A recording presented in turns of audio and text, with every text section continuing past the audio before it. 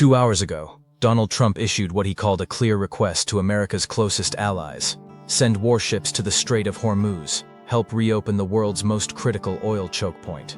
Join the United States in securing freedom of navigation against Iranian aggression. The response from NATO allies was swift and absolutely devastating.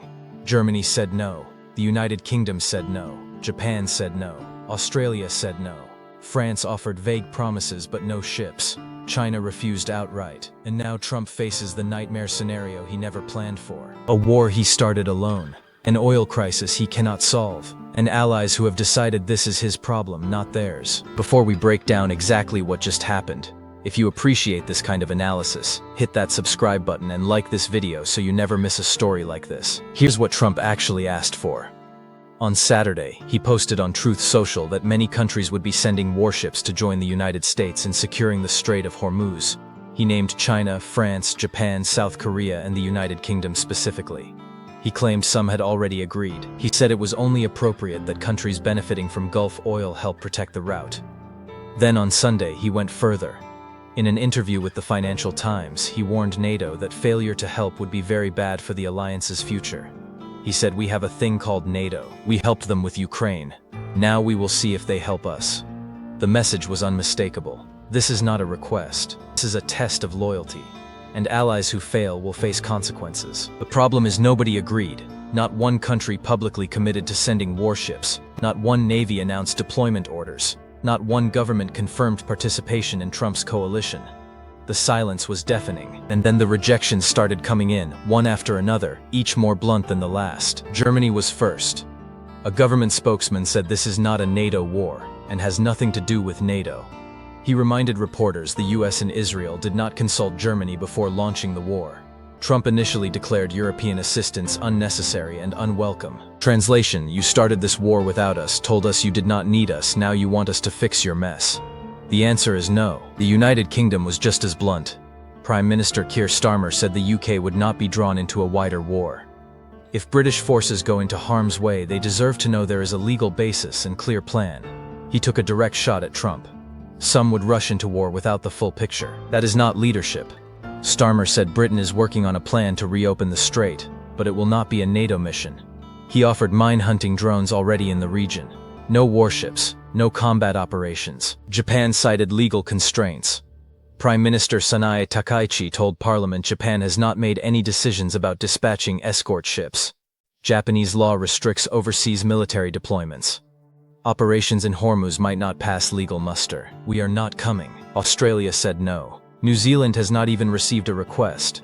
South Korea is considering but made no commitment. Greece will not participate. Italy said diplomacy is the only path. The EU discussed expanding its Red Sea mission but will not extend to Hormuz. And China, the country Trump claims needs Gulf oil most, gave the most diplomatic rejection.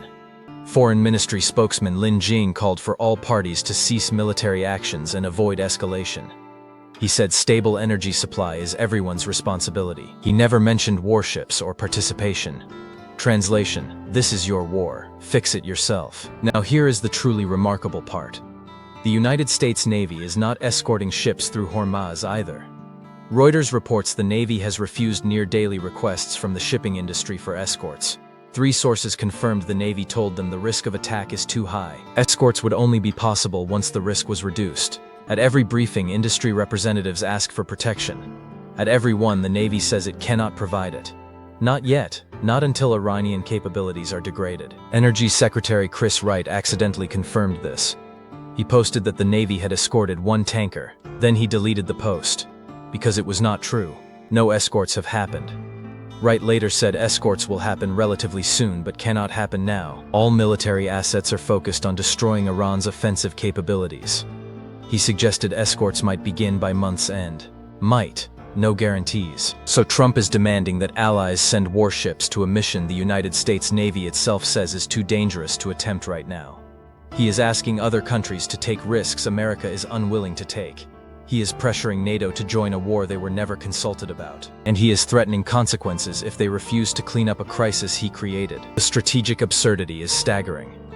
The Strait of Hormuz is 21 miles wide at its narrowest point. Iran has coastal missile batteries, fast attack boats, suicide drones, and sea mines. The IRGC naval commander said the strait is under control and closed to enemies.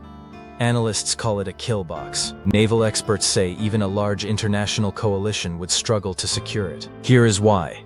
One U.S. destroyer can escort 1 or 2 oil tankers at a time. Lloyd's List Intelligence estimates 8 to 10 destroyers are needed to protect convoys of 5 to 10 vessels. At that ratio, escorts might restore Hormuz traffic to 10% of pre-war levels. The U.S. has 73 destroyers total. Only 68% are combat-ready. That is roughly 50 ships dispersed globally. If 10 destroyers are needed per mission, the U.S. alone cannot sustain continuous operations, and mines are another problem. Last year, the U.S. Navy decommissioned its 4 minesweepers in the Persian Gulf. Those ships are not ready for sustained mine warfare. The U.S. does not have the assets to clear Iranian mines, so Trump needs allied navies. He needs destroyers, minesweepers, and coordination. He needs a genuine coalition to reopen Hormuz, and he cannot get one, because nobody trusts his planning or wants to sacrifice sailors for a war they opposed. The oil market understands this perfectly. Brent crude hit $105 per barrel on Monday. U.S. gasoline prices reached $3.70 per gallon, up from $2.93 a month ago.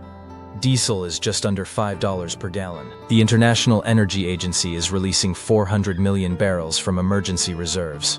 And still, Hormuz remains closed, because Iran controls the chokepoint, and nobody has figured out how to reopen it. Trump claimed on Monday that numerous countries told him they are on the way. He refused to name any. He said his administration would provide a list at a future date. White House Press Secretary Caroline Leavitt said no countries have committed yet, but Trump is absolutely right to call on them. The problem is allies are not benefiting from this war. They are suffering. European energy prices are spiking, Asian economies are facing supply shocks, global inflation is rising, and Trump created all of it without consultation. That is why Germany reminded the White House that this is not a NATO war.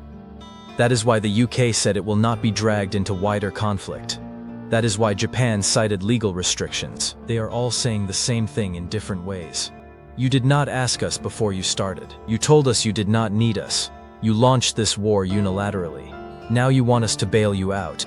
We are not doing it. Iranian Foreign Minister Abbas Araghchi made the situation even clearer. He said the strait is open. It is closed only to enemies who carried out unjust aggression and their allies. Translation: Iran is not blocking everyone, just countries participating in Trump's war. If European or Asian nations want access, they can negotiate directly with Tehran. They do not need to join Trump's coalition. They can bypass Washington entirely. And some are quietly exploring exactly that option. Trump threatened that allies who do not help will face a very bad future in NATO. But European leaders are not intimidated. They know he views alliances as transactional, and they have decided that joining an unpopular war with no exit strategy is worse than facing Trump's anger. The contrast with Ukraine could not be starker. When Russia invaded Ukraine, the United States built a genuine coalition. Regular consultations, shared intelligence, coordinated sanctions, NATO unity held. Trump's Iran war has none of that. No consultation, no coordination, just demands for warships and threats if they do not comply. So where does this go? Trump could launch escort operations with the U.S. Navy alone. That would mean stretching the fleet beyond sustainable limits and accepting casualties when Iranian missiles hit American warships. Or he could keep pressuring allies and hope someone breaks. But Germany is not changing its position. The UK is not reversing course. Japan is not rewriting its laws. Or he could de-escalate and claim victory.